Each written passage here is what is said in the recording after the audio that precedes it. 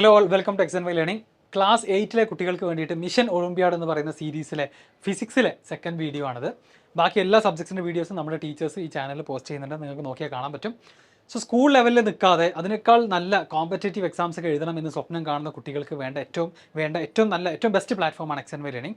ഞങ്ങളുടെ science and മാത്തിലെ foundation കോഴ്സിനെ കുറിച്ച് അറിയാൻ കൂടുതൽ താല്പര്യമുള്ള ആളുകൾ ഡിസ്ക്രിപ്ഷൻ ബോക്സിലെ നമ്പേഴ്സിൽ കോൺടാക്ട് ചെയ്യുക പെട്ടെന്ന് തന്നെ. സോ നമുക്കിന്ന് ഫിസിക്സിലെ 2 ക്വസ്റ്റ്യൻസ് ഡിസ്കസ് ചെയ്യാം. Okay. A stone A is dropped to the ground from the top of a tower while another stone B is thrown towards the earth with some initial velocity from the same tower, neglecting air resistance. Question എന്താ പറയുന്നത്? ഒരു ടവറിൻ്റെ മേലെ നിന്നുകൊണ്ട് നമ്മൾ ആദ്യം ഒരു സ്റ്റോണിനെ just drop ചെയ്യുന്നു. Initially ഒരു സ്പീഡൊന്നും കൊടുക്കാതെ നമ്മൾ വെറുതെ ഡ്രോപ്പ് ചെയ്യുന്നു. അതുപോലെ തന്നെ സ്റ്റോൺ ബീനെ നമ്മൾ എന്ത് ചെയ്യുന്നു? ഒരു ഇനീഷ്യൽ സ്പീഡ് കൊടുത്തുകൊണ്ട് താഴേക്ക് എറിയുന്നു. രണ്ടും വ്യത്യാസമുണ്ട്. ഒന്ന് ഡ്രോപ്പ് ചെയ്യാണ്, രണ്ടാമത്തേത് എറിയാണ്. അപ്പോൾ നിങ്ങൾക്കറിയാം, എല്ലാ ഒബ്ജക്ട്സിനും ഗ്രാവിറ്റേഷണൽ ഫോഴ്സ് ഫീൽ ചെയ്യുന്നുണ്ട് അല്ലേ? അതുകൊണ്ടാണ് നമ്മൾ ഡ്രോപ്പ് ചെയ്യുന്ന സമയത്തൊക്കെ ആ ഫോഴ്സിൻ്റെ ഭാഗമായിട്ട് കിട്ടുന്ന ആക്സിലറേഷനോട് കൂടിയിട്ട് സ്പീഡ് കൂടി എല്ലാ ഒബ്ജക്ട്സും താഴേക്ക് വീഴുന്നത് നമ്മൾ കാണുന്നതാണ്. അപ്പോൾ ഇവിടെ ഈ 2 സിറ്റുവേഷൻ തന്നിട്ട് ചോദിക്കുകയാണ്, ഈ പറയുന്ന ആക്സിലറേഷൻ അങ്ങനെയാണെങ്കിൽ acceleration is greatest for dropped stone A, is greatest for stone B, is same for both stones, depends upon the size of stones A and B. ഇതിലേതാണ് ശരി? സിമ്പിൾ ചോദ്യമാണ് അല്ലേ? അപ്പോൾ ഇതിൻ്റെ ആൻസർ എന്താണ്? നിങ്ങൾ ആലോചിച്ച് നോക്കുക. ഗ്രാവിറ്റേഷണൽ ഫോഴ്സിനെ കുറിച്ച് നിങ്ങൾ വളരെ ബേസിക് ആയിട്ടുള്ള കാര്യങ്ങളൊക്കെ പഠിച്ച് തുടങ്ങുന്നുണ്ടാവുള്ളൂ. ഹയർ ക്ലാസ്സിൽ എത്തുമ്പോഴാണ് അതിൻ്റെ ഡീറ്റെയിൽസിലേക്കൊക്കെ പോവുക. ഒരു കാര്യം നിങ്ങൾ ഓർത്ത് വെക്കേണ്ടത്, ഗ്രാവിറ്റേഷണൽ ഫോഴ്സ് അത് കാരണമുണ്ടാകുന്ന ആക്സിലറേഷൻ എന്ന് പറയുന്നത് അറിയാലോ, റേറ്റ് ഓഫ് ചേഞ്ച് ഓഫ് വെലോസിറ്റിയാണ്. നമ്മൾ ഒരു ഒബ്ജക്റ്റ് ഡ്രോപ്പ് ചെയ്യുന്ന സമയത്ത് അതിൻ്റെ സ്പീഡ് ഓരോ സെക്കൻഡ് കഴിയുമ്പോഴും ഇൻക്രീസ് ചെയ്തുകൊണ്ടിരിക്കുകയാണ്. അതിനാണ് നമ്മൾ എന്ത് വിളിക്കുന്നത്? ആക്സിലറേഷൻ എന്ന് വിളിക്കുന്നത്. സോ ഈ ഒരു ആക്സിലറേഷൻ ഡ്യൂ ടു ഗ്രാവിറ്റി എല്ലാ ഒബ്ജക്റ്റുകൾക്കും സെയിം ആണ്. അത് നിങ്ങൾ മുകളിലേക്ക് എറിഞ്ഞാലും താഴേക്ക് ഡ്രോപ്പ് ചെയ്താലും എറിഞ്ഞാലും, അത് വലിയൊരു ഒബ്ജക്റ്റ് ആണെന്നുണ്ടെങ്കിലും, ഒരു വലിയ റോക്കാണ്, ചെറിയൊരു ബോളാണെങ്കിലും, ഇതുപോലത്തെ ഒരു പെന്നാണെങ്കിലും, എല്ലാവർക്കും ആക്സിലറേഷൻ ഡ്യൂ ടു ഗ്രാവിറ്റി എന്താണ്? സെയിം ആണ്. അപ്പോൾ ഈ ക്വസ്റ്റ്യൻ ആ ഒരു നോളജ് മാത്രമാണ് ടെസ്റ്റ് ചെയ്യുന്നത്. അത് അറിയുന്ന ഒരാൾക്ക് എന്ത് പറയാൻ പറ്റും? സി ആണ് ആൻസറിന് ഈസി ആയിട്ട് പറയാം. അല്ലാത്ത ആളുകൾ ചിലപ്പോൾ ആലോചിക്കും, അല്ലാത്ത ആളുകൾ ഇനീഷ്യൽ വെലോസിറ്റി അല്ലാത്ത ആളുകൾ ചിലപ്പോൾ ആലോചിക്കും, നമ്മൾ ആദ്യം തന്നെ നല്ലൊരു സ്പീഡ് കൊടുത്തിട്ടാണല്ലോ എറിഞ്ഞത്, അത് കാരണം അതിന് കൂടുതൽ ആക്സലറേഷൻ ഉണ്ടാവും എന്നൊക്കെ ചിന്തിച്ച് നോക്കും. പക്ഷേ അങ്ങനെയല്ല.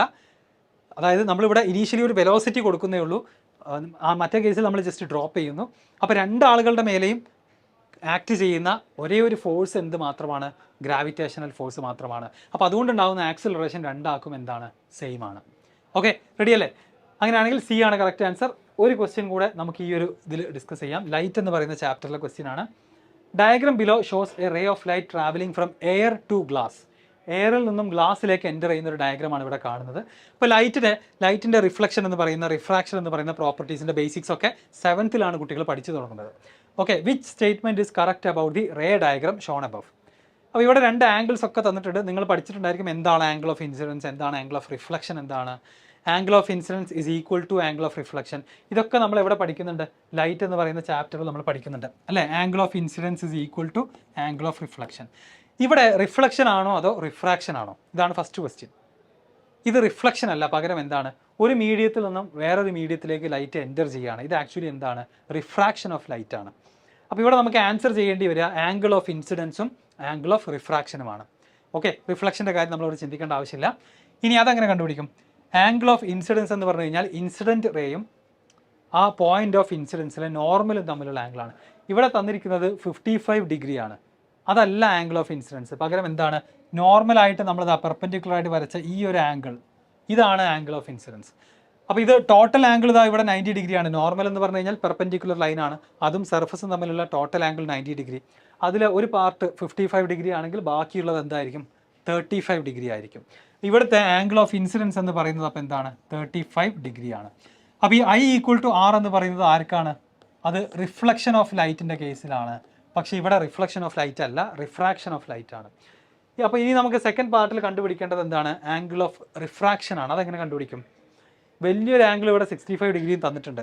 അപ്പോൾ റിഫ്രാക്ഷൻ ആംഗിൾ എന്തായിരിക്കും? നിങ്ങൾക്ക് റിഫ്ലക്ഷൻ ആംഗിൾ അറിയുന്ന ഒരാൾക്ക് അല്ലെങ്കിൽ ഇൻസിഡൻറ്റ് ആംഗിൾ അറിയുന്ന ഒരാൾക്ക് ഇത് ഈസി ആയിട്ട് ആലോചിച്ചെടുക്കാവുന്നതേ ഉള്ളൂ. നോർമലും റിഫ്രാക്റ്റഡ് റേയും തമ്മിലുള്ള ആംഗിൾ ആയിരിക്കും ആംഗിൾ ഓഫ് റിഫ്രാക്ഷൻ എന്ന് പറയുന്നത്.